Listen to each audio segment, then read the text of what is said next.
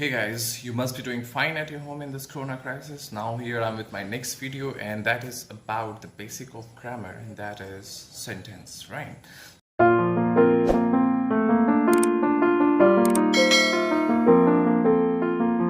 English is our second language. Being Indian and talking about that, we're talking about surroundings and all, whatever we listen, whatever we understand. So this is our second language, English, and so far as language is concerned, it has its own terminologies, its own words, its own expressions, its own grammar as well, and its own sentences types as well, right? So talking about this English, so in English we have got two basic divisions of it. Now that's what I'm gonna discuss with you. So first one is like a general division where we have our assertive sentence, then we have interrogative, we have imperative, we have optative, and then we have exclamatory. Apart from that, if we talk about the general division of it, so we can talk about it is there is affirmative, there is negative, there is interrogative, there is imperative, negative, right? So this is what we're supposed to learn. Talking about the alphabets, talking about words. So alphabets, I mean, we can define it like it is a minimal meaningful unit of sound. Talking about words, so the group of letters which gives us a meaning, that is called words. And talking about the sentence, right? Now, for example, if I say the whole world is in corona crisis, pandemic, corona crisis, which is quite prevalent nowadays. So if I talk about this particular sentence, or suppose if I say that I'm teaching English grammar, like this sentence which is giving me a complete meaning, at the same time if I talk about this, so it has a group of words with this, right?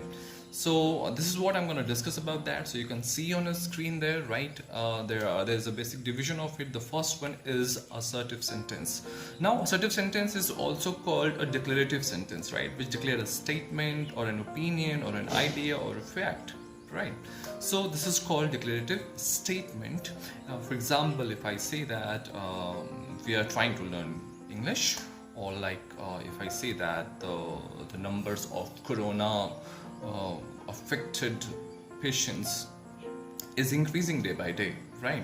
So like if I talk about this, so I mean this kind of sentences can be categorized as declarative statement. Talking about next, if I talk about your interrogative sentence, is very simple. This kind of sentence which I use to ask questions. If I say that how do you do, what's your name, where do you stay, do you like watching television, what is your plan for the weekend, right? How do you plan your studies and all that. So I mean I'm asking you questions, general questions I'm asking you. So this kind of sentences can be categorized as interrogative sentence. Talking about next, imperative sentence, imperative, right? Before I move ahead, let me talk about a bit about the pronunciation as well, right? Like for this particular, the very last one that I have discussed with you, that is interrogative sentence. If I talk about this interrogative, so like many of us will pronounce it like interrogative, we say negative. So this is not gative, this is actually gative. So we should pronounce it like interrogative, negative, not negative, not interrogative, right? So now let's move ahead with the next one, that is your imperative sentence. So like imperative sentences are those sentences which are used to express order, command, advice, or request, right? If I give you a command, right, if I say fall in, fall out, stand at ease, attention, so this is your imperative sentence. If I say go and bring a glass of water, go and bring my file, right, do that, do this.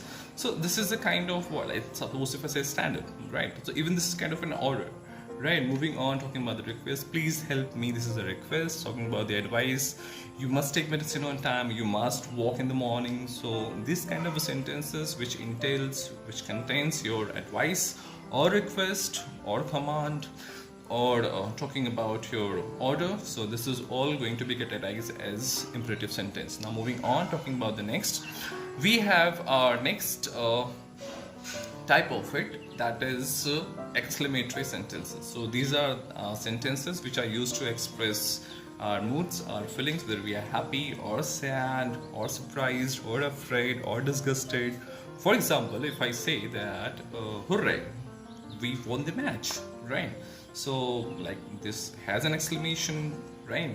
And at the same time that shows the mood that the speaker is happy. If I say wow, what a pleasant weather, right? So this is also showing your happiness and all that. Suppose if you say alas, I could not make it, right? So even this is a kind of sentence which is referring to my mood. If I say it's enough, right? So that shows my anger. So that can be categorized as your exclamatory sentence. Now moving on to the next one, we have our operative sentences. In many of the books you won't find it, but then that exists. And talking about any language, like talking about English language, so in that we have these kind of sentences. So the last one is your operative sentence. For example, like you touch the feet of your mama, or like whatsoever, they bless you and they say that may God bless you, may you live long, may you pass with flying colors, right? So operative sentences are those sentences which are used to express wishes. If I say good morning, right? If I say have a good day ahead, right? If I wish you a very happy birthday and all that, many happy returns of the day, wish you very happy whatsoever is there, right? So wishes. Talking about blessings, I discussed about that. If I say that, for example, may you live long, may you pass with flying colors, right? May God bless you. So this is kind of a blessing. You can curse also, and curse even comes in this category of operative sentence. If I say that may you fail in the examination, may you die soon and all that. So yeah, exactly, even that curse can be categorized as operative sentence. Apart from that, we have another division of it where we have affirmative, that is called simple sentences, right, which does not entail any no or not there. Talking about negative, which entails no and not, like if I say I'm not gonna do that, I'm not studying, or maybe I'm not gonna execute this particular work, so even this kind of sentences can be categorized as negative sentence. Moving on to the next one, interrogative, which I used to express, which I used to ask questions.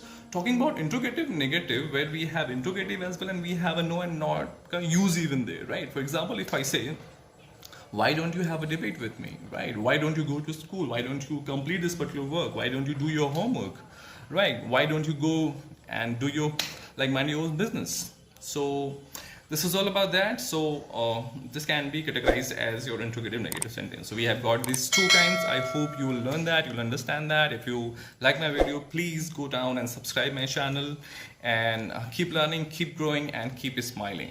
Stay happy.